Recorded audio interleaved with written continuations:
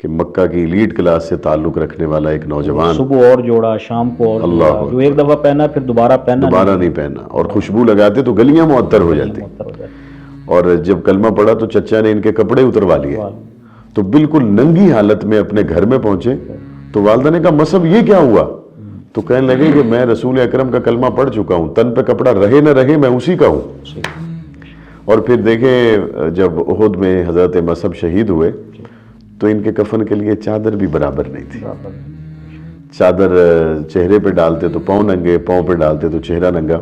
رسول اکرم صلی اللہ علیہ وسلم کی آنکھوں میں آنسو آ گئے اور آپ نے فرمایا پاؤں پہ گھاس ڈالو، چہرہ ڈھانپ دو اور مصعب کو اسی طرح دفن کر دو۔ حضور نبی کریم صلی اللہ علیہ وسلم کی نا اصل میں تربیت جو تھی نا صحابہ کرام کی، وہ تھی ایسی۔ حضرت عبد الرحمن بن عوف رضی اللہ تعالیٰ عنہ جی عشرہ مبشرہ میں شمار ہونے والے صحابی ہیں، اور لوگ تو شاید مثالیں دیتے ہیں نا کہ سونے چاندی کے ڈھیر، ان کے گھر میں فزیکلی سونے چاندی کے ڈھیر ہوتے تھے، اللہ اکبر، اللہ نے اتنا دیا تھا۔ اللہ اکبر۔ تو جب وہ ہجرت کر کے جانے لگے تو سسرال والوں نے ان کی بیوی کو بھی روک لیا، پھر بچی تھی ان کی وہ بھی لے لی اور کہا کہ یہ دکانیں، یہ مال، یہ سب کچھ ہمارا ہی ہے، آپ اکیلے جائیں جانا چاہتے ہیں تو۔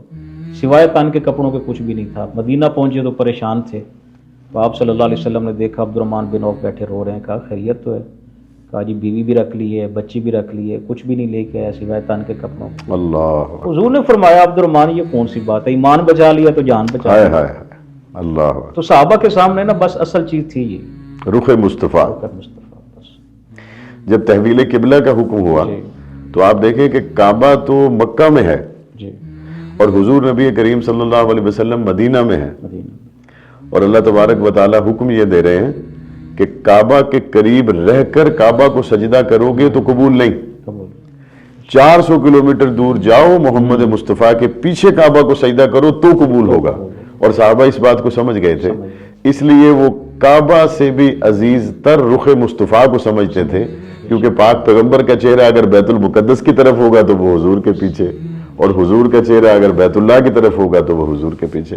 قاری محمد طیب صاحب رحمۃ اللہ علیہ نے بڑی خوبصورت بات لکھی ہے۔ وہ فرماتے ہیں کہ صحابہ یہ سمجھتے تھے کہ عبادت کس چیز کا نام ہے۔ وہ فرماتے تھے کہ صحابہ یہ سمجھ گئے تھے کہ عبادت حکم کے ماننے اور تابع داری کا نام ہے۔ اللہ اکبر، کیا بات ہے، کیا بات۔ بس نماز روزے کا نام عبادت نہیں ہے، تابع داری اور حکم ماننے کا نام عبادت ہے۔ سبحان اللہ۔ اللہ نے کہا روزہ رکھنا ہے، رکھ لیا ہے۔ اللہ نے کہا عید والے دن نہیں رکھنا، نہیں رکھا۔ اللہ نے کہا مزدلفہ عرفات میں اکٹھی نمازیں پڑھنی ہیں، پڑھ لی ہیں، چھوڑ دی ہے، چھوڑ دیں گے۔ تو اصل میں دین ہے یہ، عبادت ہے یہ، تابع داری بس۔ اور صحابہ کرام رضوان اللہ تعالیٰ عنہ یہ چیز گھٹی کے اندر پڑی ہوئی تھی۔ اللہ دیکھیں نا صحابی مسجد کے اندر داخل ہو رہے ہیں، آپ صلی اللہ علیہ وسلم فرما رہے ہیں ایھا المؤمنون اجلسوا، ایمان والو بیٹھ جاؤ۔ وہ جوتوں والی جگہ پہ بیٹھ گئے، ایک قدم اندر ہے ایک باہر ہے۔ آپ نے فرمایا میں نے تو آپ کو نہیں کہا نا، میں نے اندر والوں کو کہا ہے۔ تو آپ نے فرمایا یا رسول اللہ آپ کی آواز تو میرے کان میں آ گئی ہے۔ اللہ، آپ نے فرمایا بیٹھ جاؤ، میں بیٹھ گیا۔ زندگی رک گئی، وہیں پہ رک گئی۔ انتہا درجے کا امتحان تب تھا جی جب اللہ تعالیٰ صحابہ اکرام سے یہ فرمائیں کہ تمہارے دلوں میں آنے والے خیالات کے بارے میں بھی قیامت میں تم سے پوچھا جائے گا۔ یا رسول اللہ یہ تو بہت مشکل ہے، ممکن نہیں ہے۔ یعنی آج جو ماہر نفسیات ہیں وہ کہتے ہیں کہ انسان کے ذہن میں ایوریج روزانہ 55 سے 60 ہزار خیالات آتے ہیں۔